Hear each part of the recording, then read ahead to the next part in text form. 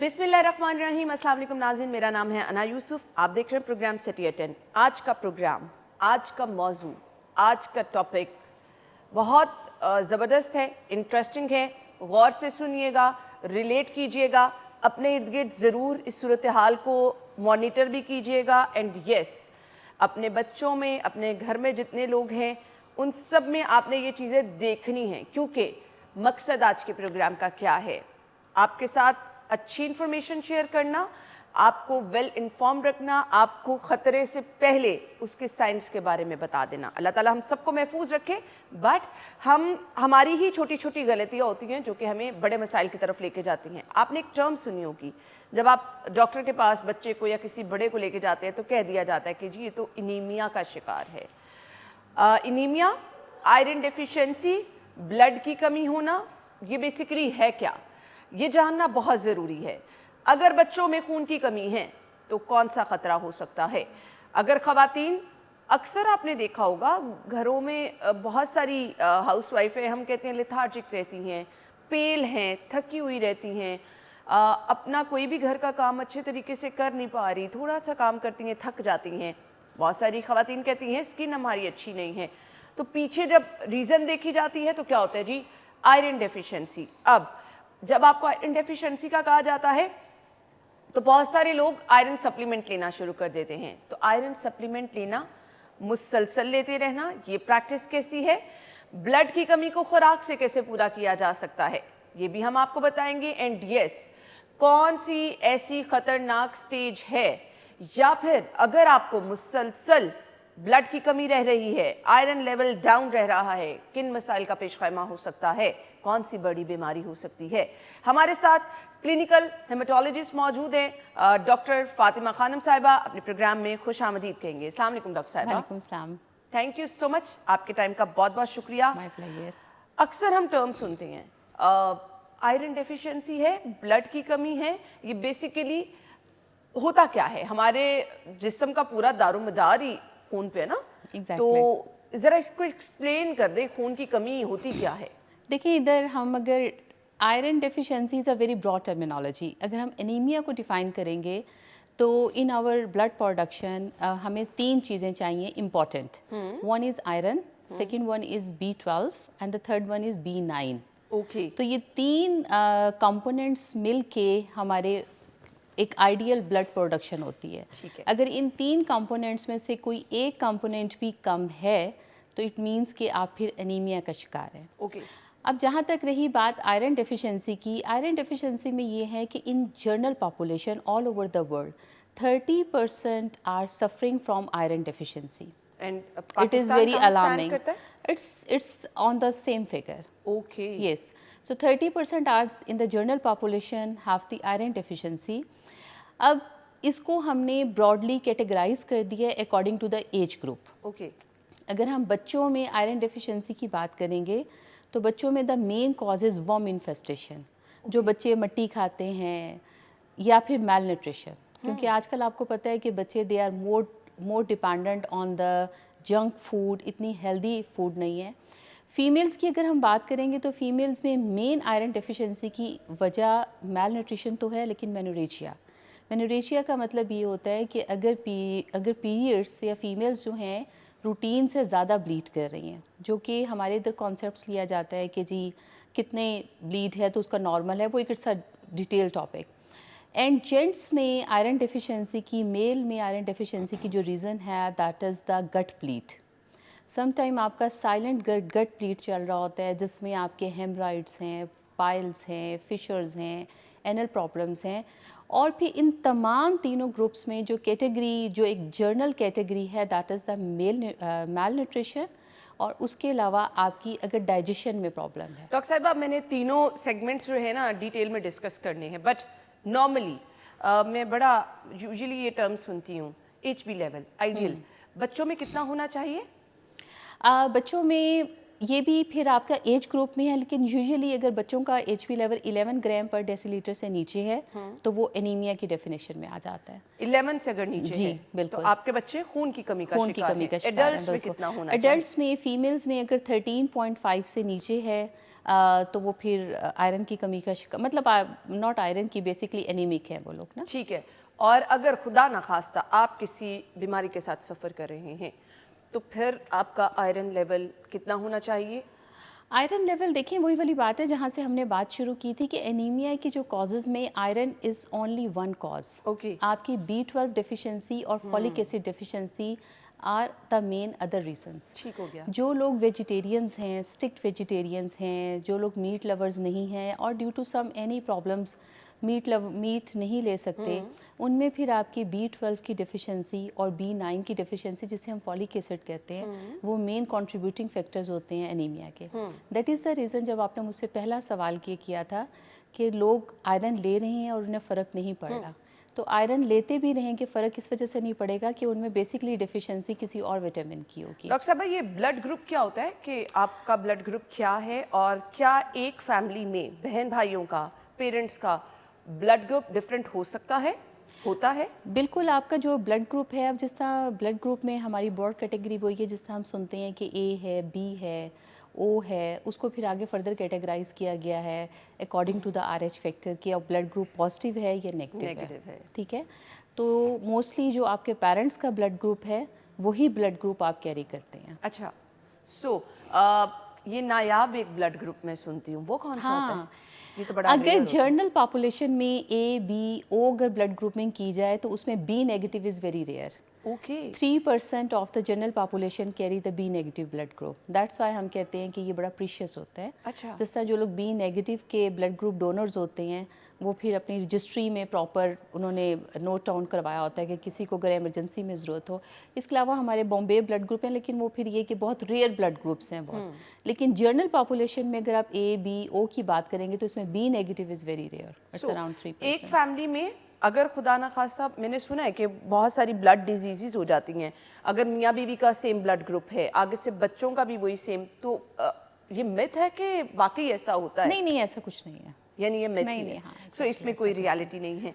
अगर same blood group है बहन भाइयों का, हस्बैंड वाइफ का, तो कोई प्रॉब्लम नहीं हो सकती? उसमें प्रॉब्लम नहीं है। अब जो हमारी लेटेस्ट रिसर्च और स्टडीज़ ये कह रही हैं, पहले ये होता था कि जब ब्लड डोनेशन की बात आती थी ना, कि अगर किसी को ब्लड की ज़रूरत पड़ी है तो आइडियल ये होता था कि आप बहन भाइयों का ही ब्लीड करवा के आप उसको लगवा दें। लेकिन अब लेटेस्ट रिसर्च स्टडीज़ ये कह रही हैं कि अगर आपने ब्लड डोनेशन लेनी है या ब्लड डोनेशन अगर करवानी है तो फिर आप नॉन रिलेटिव्स का करवाएं, ठीक है। क्योंकि उसमें क्रॉस एंटीबॉडीज़ के चांसेस, आगे ब्लड ट्रांसफ्यूजन रिएक्शन के चांसेस फिर मिनिमाइज हो जाते हैं। ठीक है। ये हमारी लेटेस्ट रिसर्च है।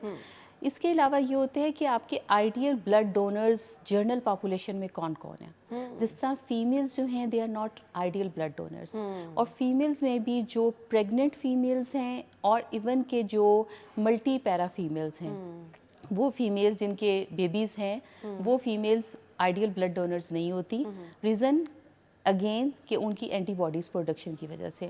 उसके अलावा आपका वेट पे डिपेंड करता है कि वेट कितना है, फिर डोनर के HP पे डिपेंड ये मैं करता है आपसे हीमोग्लोबिन पूछूंगी कि कितनी अगर है। आप ब्लड देने जा रहे हैं तो उसका प्रोटोकॉल क्या होता है, बट मुझे ये बता दीजिएगा कि बहुत सारे लोग कहते हैं कि अगर खुदा न खास्ता अब हम देख रहे हैं ना कि बच्चों में पैदाइशी तौर पर बहुत सारे मसाइल हो रहे हैं, तो कितना ज़रूरी है ये कज़न मैरिज होना, सेम ब्लड ग्रुप होना, ये आगे चल के क्या बच्चों के लिए प्रॉब्लम कर सकता है?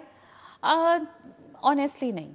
अच्छा। ब्लड ग्रुपिंग पे डिपेंड नहीं करता। नहीं करता। उसमें फिर ये है कि आपके जिस तरह हम जनरल हमारी बात होती है, thalassaemia is the it might be one of the reason कि जो आगे कॉम्प्लिकेशन कर सकता है कि अगर पेरेंट्स दोनों बोथ थैलासीमिया कैरियर हैं, आगे 25% चांस है कि बच्चा थैलासीमिया मेजर हो जाएगा। हेमेटोलॉजी में तो एक मेजर टॉपिक यही है जो कि आगे कॉम्प्लिकेशन कर सकता है। लेकिन अगर आप ब्लड ग्रुपिंग के हवाले से बात करेंगे तो blood grouping is not that the main cause या मेन रीज़न। ठीक हो गया। अब आ जाते हैं इस तरफ कि अगर आप ब्लड डोनेट करना चाह रहे हैं, ब्लड जिन्होंने लगवाना है उनके लिए भी हम बात करेंगे, बट अगर आप ब्लड डोनेट करना चाह रहे हैं तो क्या इसके SOPs हैं? कौन लोग हैं जो ब्लड दे सकते हैं, कौन लोग बिल्कुल नहीं दे सकते? देखिए इसमें एज सबसे पहले कि आपके 18 to 60 इयर्स का जो ब्रैकेट है, they are the potential donors, ठीक है, नंबर 1. नंबर 2, फिर आपकी फिजिकल फिटनेस. ठीक है, It doesn't matter कि you are male or female. What is your hemoglobin level? ठीक And है. number 3 is the viral free.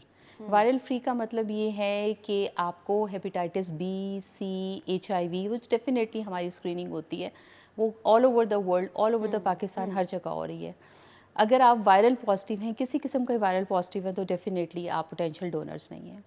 फिर उसके अलावा अगर किसी किस्म के आप मेडिकेशन पे हैं, अगर कोई ब्लड थिनर्स ले रहे हैं, अगर कोई आप कोई ऐसी ड्रग ले रहे हैं जो कि इफ़ेक्ट कर रही है आपकी ब्लड प्रोडक्शन को, तो आप पोटेंशियल डोनर नहीं हैं. हाई ब्लड प्रेशर के मरीज, डायबिटीज के नहीं दे मरीज सकते, no. नहीं ब्लड दे नहीं सकते. दे सकते. स्मोकर्स हजरात, नो, उनका भी ब्लड आप नहीं ले सकते, नहीं ले सकते. आइडियली नहीं ले सकते. ओहो, यानी आपको इन चीज़ों को देखना है, आइडियली नहीं ले सकते. नहीं ले सकते हैं. अच्छा जी, मैं यहीं से गुफ्तगू का सिलसिला आगे बढ़ाऊंगी. ब्रेक ले लें, हम ब्रेक के बाद आपको ज्वाइन करते हैं.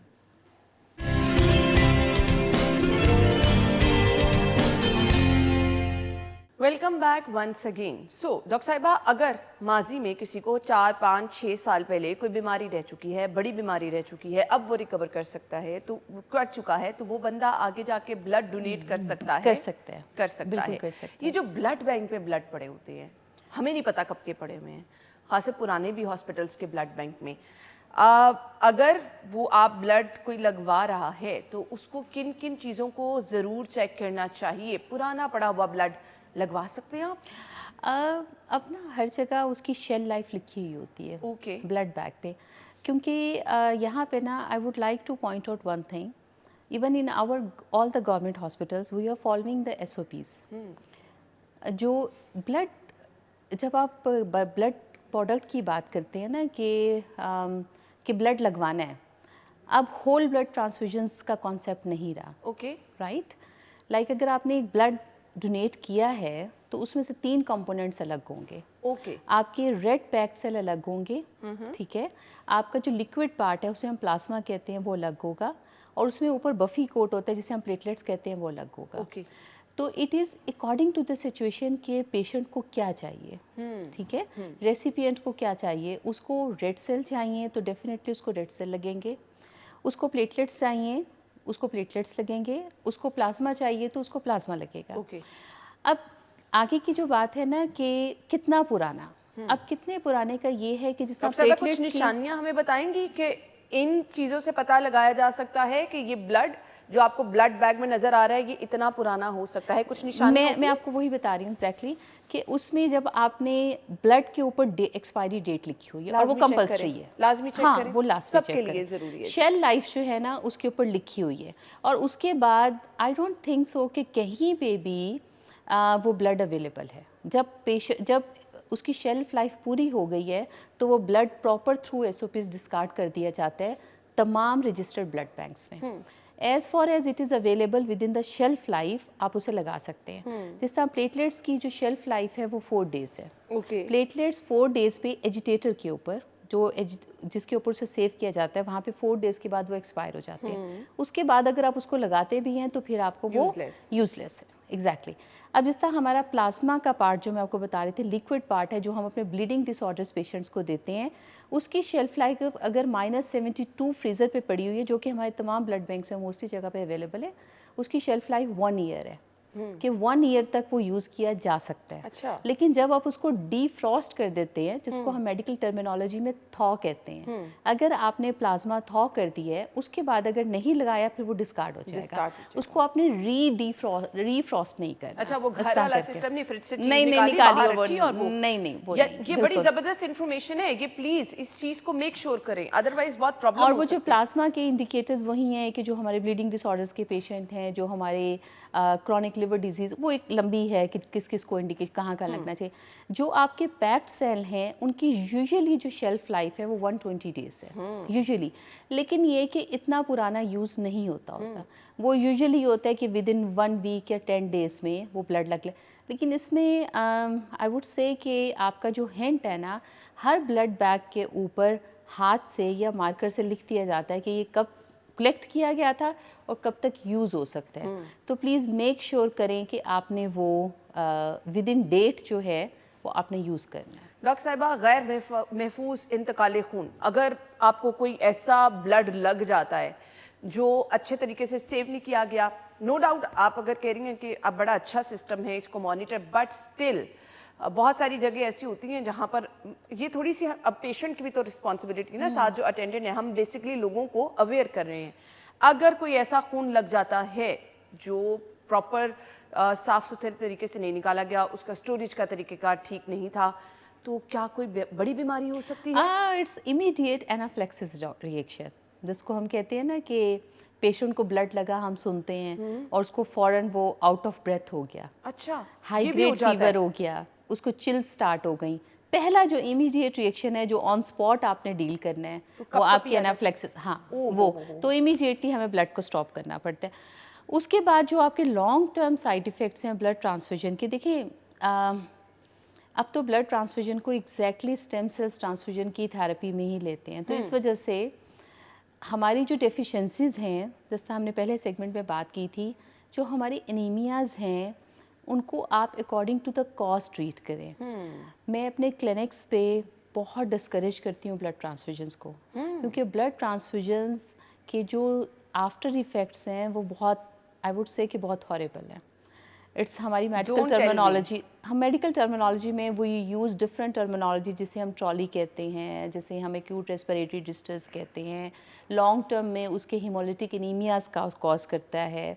तो इस वजह से मैं हमेशा अपने पेशेंट्स को, इवन कि मेरे पास क्लिनिक्स पे जब 5 या 6 ग्राम हीमोग्लोबिन के साथ भी आते हैं और आके फरमाइश पे मुझे कहते हैं कि डॉक्टर साहब ब्लड लिख के दे दें, तो आई वुड से कि नो, पहले हम कॉज देखेंगे। अगर हमें आपकी कॉज पता चल गई है और आपकी कॉज ट्रीटेबल है तो मैं आपकी कॉज को ट्रीट करूंगी। मैंने ब्लड ट्रांसफ्यूजन, तो हम अपनी क्लिनिकल सेटिंग्स में ब्लड वो आम ट्रांसफ्यूजन्स लोग को, कहते थे ना पहले, खून की बोतल लगवा लूं तो मैं नहीं ठीक नहीं हो नहीं, जाऊंगा। अब जो है मुझे लगता है कि अब चैलेंजेस बहुत ज़्यादा हैं, तो क्योंकि अब चीज़ें उतनी सिंपल नहीं रहीं, लेकिन ये है कि हम स्पेशली हेमेटोलॉजिस्ट जो हैं वो डिस्करेज करते हैं स्ट्रेट फॉरवर्ड ब्लड ट्रांसफ्यूजन को। सो आपका मैसेज भी यही होगा कि फौरी तौर पर ब्लड कभी नहीं भी लगवाना, ब्लड नहीं लगवाना, सबसे पहले कॉज पता करें कॉज कि पता आपको करें। ब्लड की बिल्कुल। कमी हो क्यों रही है। बिल्कुल। तो अब ये कॉज पे भी रोशनी डाल दें, यूजुअली ब्लड की कमी होती क्यों है? अब एनीमिया है, एनीमिया में आपके वही न्यूट्रिशनल डेफिशिएंसीज हैं, उसके अलावा डिक्रीज प्रोडक्शन है। डिक्रीज प्रोडक्शन में फिर आपके एप्लास्टिक एनीमियाज आ जाते हैं, जहाँ पे आपकी bone marrow up to the mark काम नहीं कर रही। अच्छा। ठीक है।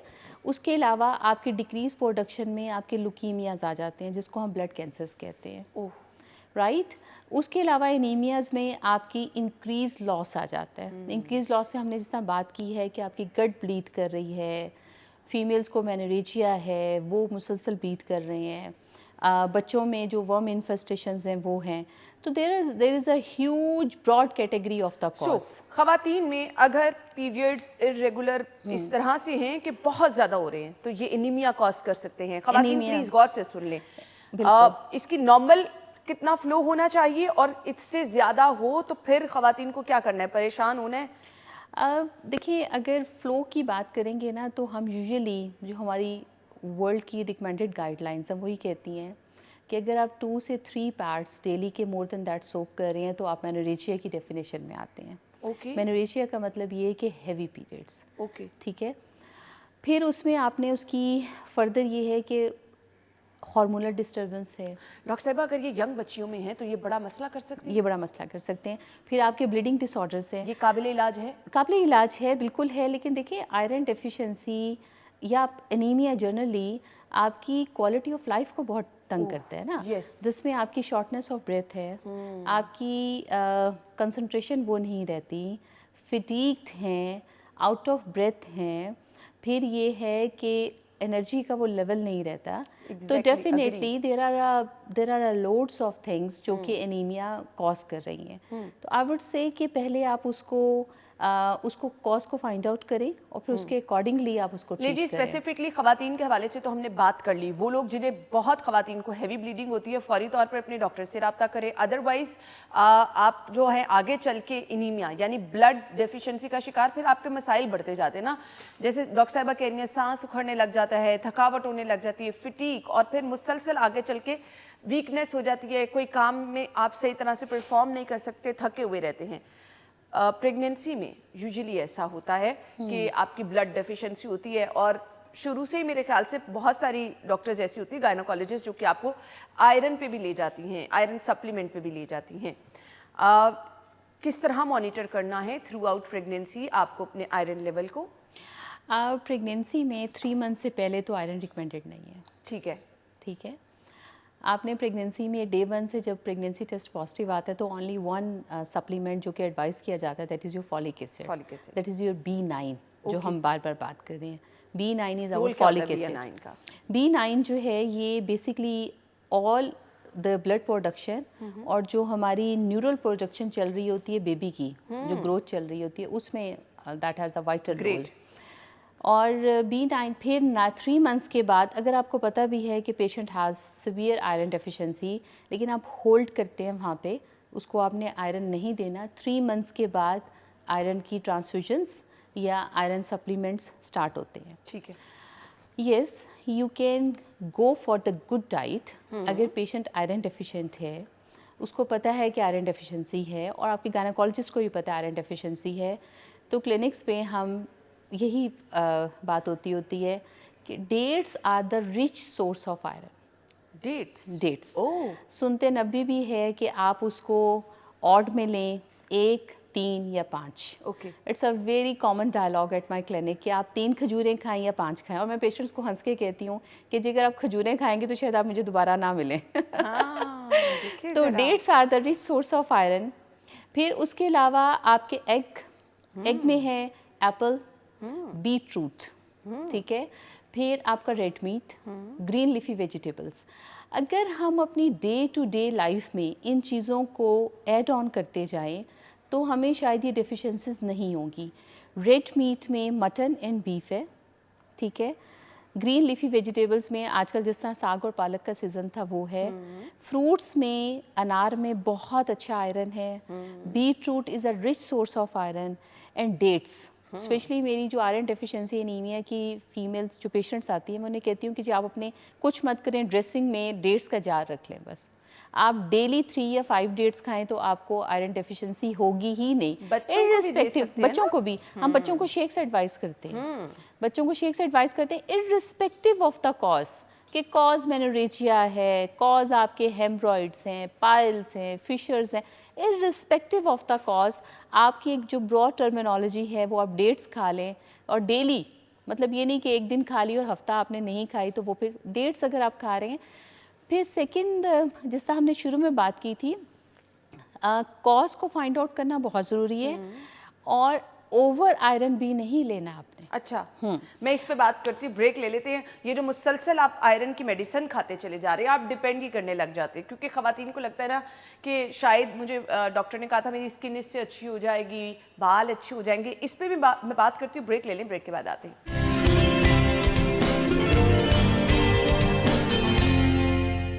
Welcome back once again. So doctor صاحبہ سے ہم گفتگو کا سلسلہ آگے بڑھائیں گے. روٹ کاز کی ڈاکٹر صاحبہ نے بات کی کہ جب بلڈ کی کمی ہوتی ہے تو آپ نے یہ کاز ضرور پتہ کرانے کی وجہ کیا. اچھا, بہت ساری خواتین کہتی ہیں چہرہ ہمارا جو ہے نا پیل رہتا ہے, رف سا رہتا ہے, وہ جو ایک گلو ہے چہرے پہ وہ بھی آئرن ڈیفیشنسی کی وجہ سے ہوتا ہے.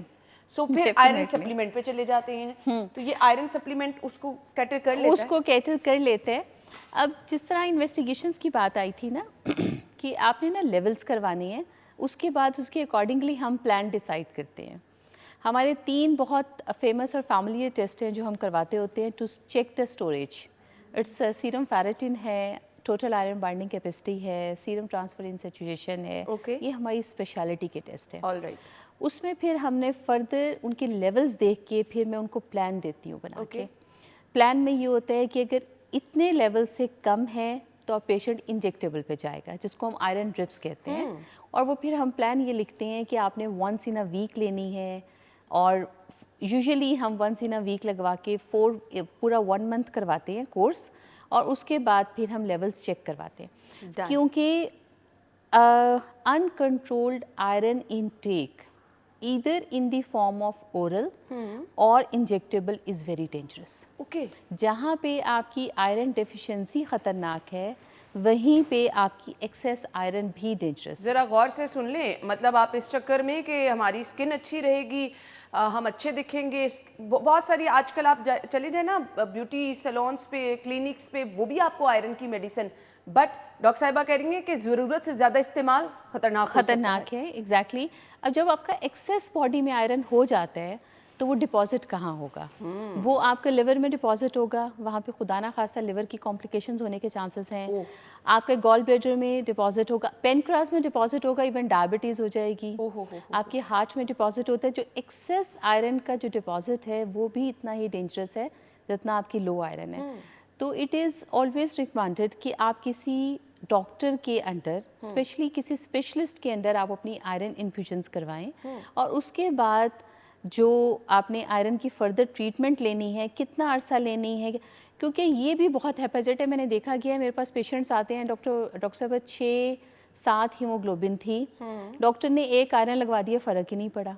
उसे फ़र्क कैसे पड़ना था? क्योंकि जब आपने 6 या 7 पे लगवाया, एक लगवाया जहाँ पेशेंट को 4 की ज़रूरत थी, वहाँ आपने एक लगवा के ख़त्म कर दिया।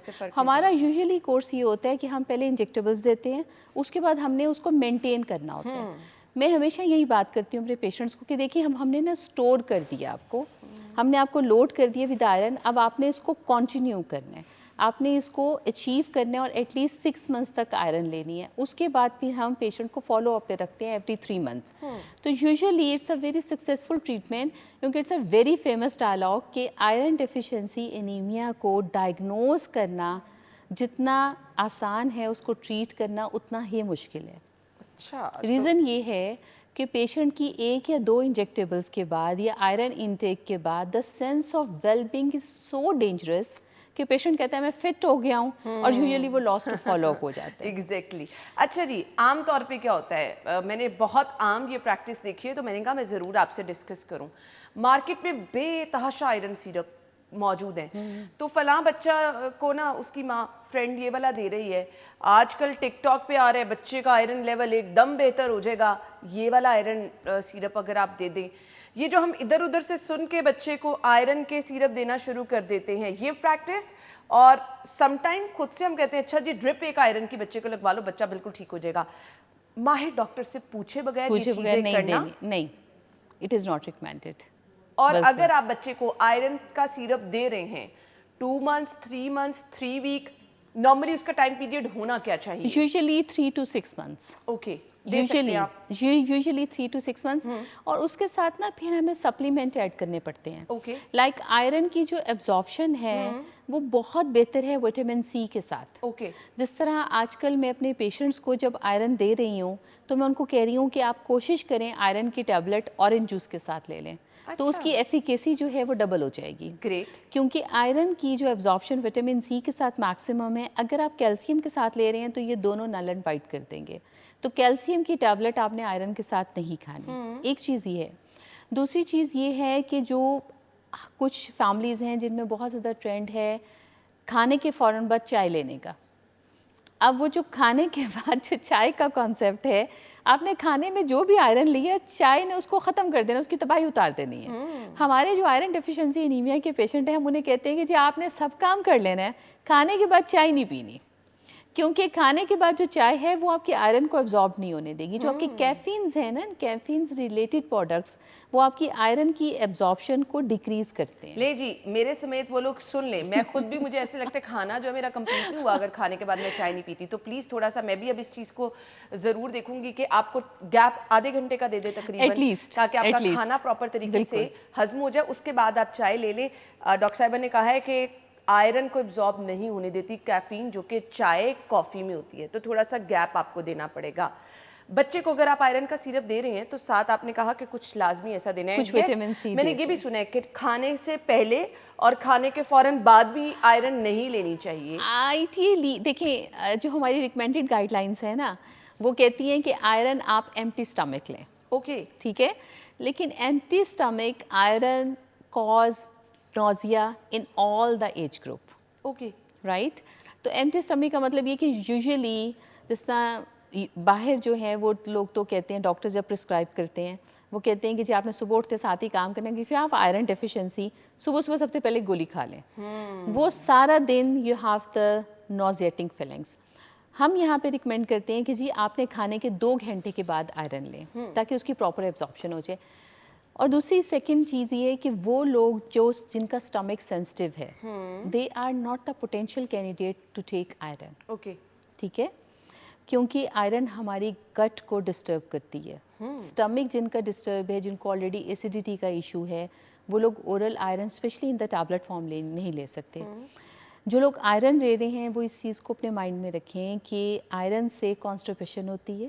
میں آپ سے یہ پوچھنے والی تھی کہ بہت سارے لوگ یہ شکایت کرتے ہیں کہ مسلسل آئرن اگر لیں تو بچوں میں بھی ہو جاتی ہے. بچوں میں بھی آئرن سے کانسٹیپیشن ہوتی ہے. کچھ لوگوں کو آئرن سے لوز اسٹول ہوتا ہے, لیکن جو بہت کامن کمپلینٹ ہے وہ یہ ہے کہ iron causes black stool.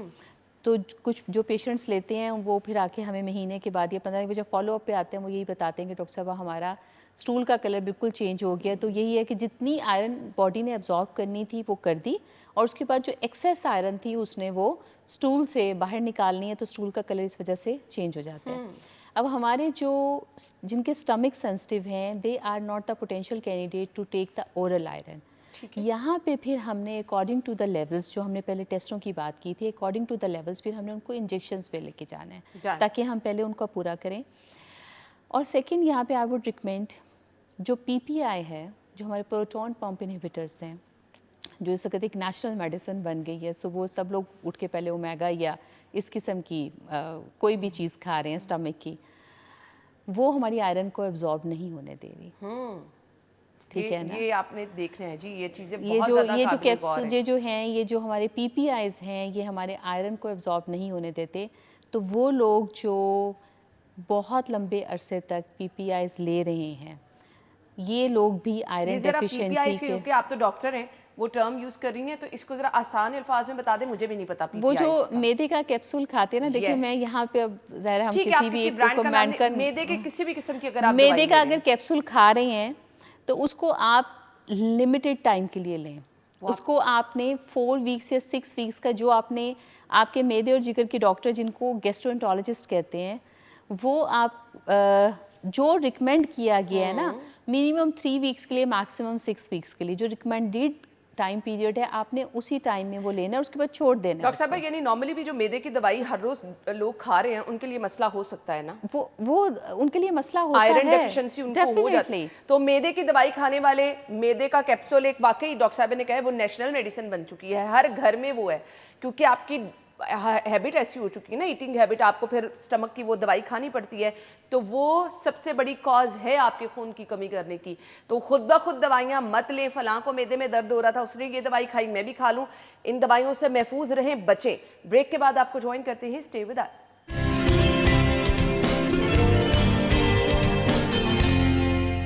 Welcome back once again. So ایک صحت مند انسان کو کتنے عرصے بعد ریکمینڈڈ ہے کہ وہ اپنے کچھ بیسک ٹیسٹ کروائیں؟ مجھے, میرے دیکھنے والوں کو, ڈاکٹر صاحبہ کیا کرنا ہے, کون سے ایسے بیسک ٹیسٹ ہیں, اور کتنی دیر بعد آپ ریکمینڈ کریں گی کہ لازمی کروانے چاہیے ہر صحت مند انسان کو؟